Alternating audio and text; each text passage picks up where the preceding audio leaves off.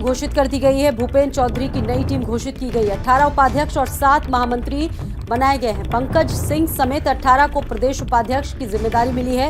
UP BJP में 16 प्रदेश मंत्री बनाए गए हैं और 6 क्षेत्रीय अध्यक्षों को बनाया गया है। पंकज सिंह, जो कि राजनाथ सिंह के बेटे हैं, उनको प्रदेश उपाध्यक्ष की जिम्मेदारी मिली है। नोएडा से विजय बहादुर पाठक प्रदेश उपाध्यक्ष बनाए गए हैं। काला कदम संतोष सिंह, कानपुर से सलिल बिश्नोई उपाध्यक्ष बने हैं। सुरेंद्र नागर, सत्यपाल सैनी, नीलम सोनकर को उपाध्यक्ष बनाया गया है। कमलावती सिंह, ब्रिज बहादुर उपाध्यक्ष बनाए गए हैं। सुनीता दयाल, दिनेश कुमार शर्मा, मानवेंद्र सिंह, पदम सिंह चौधरी, मोहित बेनियाल, धर्मेंद्र सिंह, देवेश कोरी, त्रियंबकम त्रिपाठी उपाध्यक्ष बनाए गए हैं। 16 प्रदेश मंत्री बनाए गए हैं। इसके अलावा नारायण शुक्ला, अमलपाल मौर्य को महामंत्री बनाया गया। प्रदेश का अनूप गुप्ता, प्रियंका सिंह रावत प्रदेश महामंत्री बनी है। संजय राय, सुभाष यदुवंश प्रदेश महामंत्री बीजेपी। राम प्रताप सिंह चौहान को प्रदेश महामंत्री बनाया गया। 16 प्रदेश मंत्री बनाए गए हैं। शंकर गिरी, डॉक्टर चंद्रमोहन सिंह, मीना चौबे, अंजुला सिंह माहौर, विजय शिवहरे, शंकर लोधी, शकुंतला चौहान, अनामिका चौधरी, पूनम बजाज, ये तमाम ऐसे नाम हैं जिनको जिम्मेदारी मिली है। मनीष कपूर को प्रदेश कोषाध्यक्ष बनाया गया है। संजीव अग्रवाल प्रदेश सह कोषाध्यक्ष बनाया। भारत दीक्षित को मुख्यालय प्रभारी बनाया गया है। ओम प्रकाश श्रीवास्तव को प्रभारी प्रकोष्ठ और विभाग की जिम्मेदारी मिली है। 6 क्षेत्रीय अध्यक्षों को भी घोषित किया गया, जिसमें प्रकाश पाल को क्षेत्रीय अध्यक्ष, कानपुर बुंदेलखंड क्षेत्र से दिलीप पटेल क्षेत्रीय अध्यक्ष, काशी क्षेत्र बनाए गए। तो यूपी बीजेपी की नई टीम घोषित हो गई, बहुप्रत्याशित, इसका सबको इंतजार था। और आज यूपी की सियासत से जुड़ी ये बड़ी खबर है। 2024 में कैसे संगठन को मजबूत बनाए बीजेपी, इसको लेकर लगातार कवायदे तेज हैं। और देखिए, ये जो एक नई लिस्ट है वो बहुत महत्वपूर्ण इसलिए है क्योंकि संगठन को लेकर हर एक बूथ को बीजेपी इस वक्त मजबूत करना चाहती है। और ऐसे में कुछ नए लोगों को ये जिम्मेदारी मिली। हालांकि इसमें कुछ पुराने नाम ऐसे हैं जो इससे पहले महत्वपूर्ण जिम्मेदारियां निभा रहे थे। अनूप हमारे साथ जुड़ गए हैं। अनूप, ये नई टीम है जिसका इंतजार था, बहुप्रतीक्षित थी और ऐलान भी हो गया है। देखिए, इसमें बहुत सारे ऐसे नए लोग हैं जिनको नई जिम्मेदारियों के साथ नया ताज पहनाया गया है।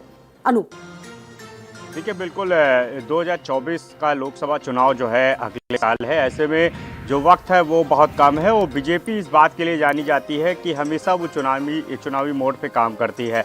लिहाजा ये रणनीति के तहत जो है बड़ा फेरबदल और ये जो नए चेहरे हैं उनको शामिल किया गया है। कुछ पुराने चेहरे हैं जिनको जो है बड़ी जिम्मेदारी जो है दी गई है। तो ऐसे में भूपेंद्र चौधरी की नई जो टीम है वो तैयार हो गई है और 2024 को ध्यान में रखते हुए, जातीय समीकरण को ध्यान में रखते हुए जो चेहरे हैं उनको तरजीह दी गई है। अगर हम बात करें तो पंकज सिंह की बात करें या विजय पाठक की बात करें तो तमाम ऐसे चेहरे हैं जिनको जो है इसमें तवज्जो दी गई है। और फोकस यही है कि 2024 में कैसे जो है जो लक्ष्य है, हर बार हम देखते हैं कि चाहे मुख्यमंत्री की बात करें या प्रदेश अध्यक्ष की बात करें या दोनों डिप्टी सीएम की बात करें, सभी का यही दावा रहता है कि 80 में 80 सीटें जो है उस पर जीतने के लिए जो है बीजेपी फोकस कर रही है। तो यानी ये जो बदलाव किया गया है, ये जो जिम्मेदारी दी गई है, भूपेंद्र चौधरी की जो नई टीम तैयार की गई है उसमें इस बात को फोकस रखा गया है कि जातीय समीकरण का जहां ध्यान रखा गया है तो वहीं इस बात पर भी ध्यान दिया गया है कि कैसे 2024 में जो है ये जो नए चेहरे हैं, जो नए लोग जिनको शामिल किया गया है या जो पुराने लोग हैं जिनको नई जिम्मेदारी दी गई है, हो सकते हैं, ये लेकिन कैसे 2024 इनमें से कुछ नाम ऐसे हैं, चाहे कानपुर से सलिल बिश्नोई की बात कर ली जाए या कुछ ऐसे नाम जरूर है जो काफी समय से हैं और संगठन का भी उनको बहुत बेहतर अनुभव है। देखिए, बिल्कुल ऐसे लोगों को ही तरजीह दी गई है क्योंकि ये पहले से ही संगठन में भी काम करते रहे हैं। कुछ ऐसे चेहरे हैं जो पार्टी लेवल पर लगातार जो है अपनी जिम्मेदारी निभाते रहे हैं। तो तालमेल बनाया गया है, संगठन से लेकर पार्टी तक जो है तालमेल बनाया गया है। उसके बाद इन चेहरों को नई जिम्मेदारी दी गई है और इस जिम्मेदारी का सीधे कहीं ना कहीं मतलब यही है कि कैसे 2024 में जो है जो लक्ष्य रखा गया है बीजेपी की तरफ से कि 80 में 80 सीटें जो है जीत के बीजेपी आएगी। तो ऐसे में उस लक्ष्य के करीब कैसे जाना है, उस पर कैसे काम करना है, यही वजह है कि भूपेंद्र चौधरी की जो नई टीम है उसमें तमाम ऐसे चेहरे भी दिखाई दिए हैं जो पहले से ही पार्टी के लिए और संगठन के लिए काम करते रहे हैं। अगर हम बात करें, चाहे पंकज सिंह की बात करें, विजय पाठक की बात करें या और भी ऐसे चेहरे हैं, तो अगर हम उनकी बात करें तो फोकस यही है कि कैसे इनके जरिए जो है पार्टी को और आगे बढ़ाना है और 2024 का जो लोकसभा चुनाव है उसमें बेहतर करना है।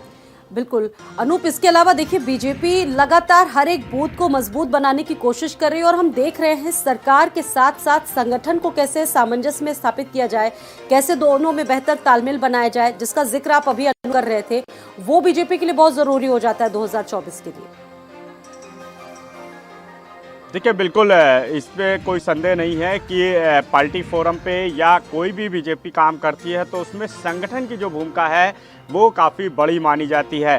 तो ऐसे में संगठन से लेकर के पार्टी लेवल पर जो है जो जिम्मेदारियां हैं वो निभाने की यहाँ पे बात देखी जा रही है। यही वजह है कि उन चीज़ों को ध्यान में रखते हुए ये जो नई टीम है वो घोषित की गई है, जिसमें हमने देखा कि कुछ पुराने चेहरे हैं उनको भी जो है जिम्मेदारी दी गई है, कुछ नए चेहरे हैं उनको शामिल किया गया है और ये वो चेहरे हैं जिनके बलबूते बीजेपी 2024 में आगे बढ़ना चाहती है। हमने देखा कि तमाम जो है लगातार जो विजन लेकर के बीजेपी चलती है, कोई ना कोई एक काम जो है लगातार बीजेपी करती रहती है। उसका सीधे मकसद यही होता है कि कैसे जनता तक बिल्कुल इससे देखिए एक संदेश साफ देने की कोशिश बीजेपी की तरफ से अनूप करने की कोशिश की गई है कि अगर आप बेहतर परफॉर्म करेंगे, बेहतर काम करेंगे तो आपको आगे बढ़ाया जाएगा। इनमें से कुछ ऐसे थे जो हटा भी दिए गए हैं, जो बेहतर परफॉर्म नहीं कर पा रहे थे। अनूप देखिए बिल्कुल बीजेपी बहुत मंथन किया गया है। भूपेंद्र चौधरी ने जो ऐलान किए हैं नए नामों का या जो पुराने नाम है उनको जो जिम्मेदारी दी गई है, इस पर बड़ा मंथन किया गया है और देखा गया है कि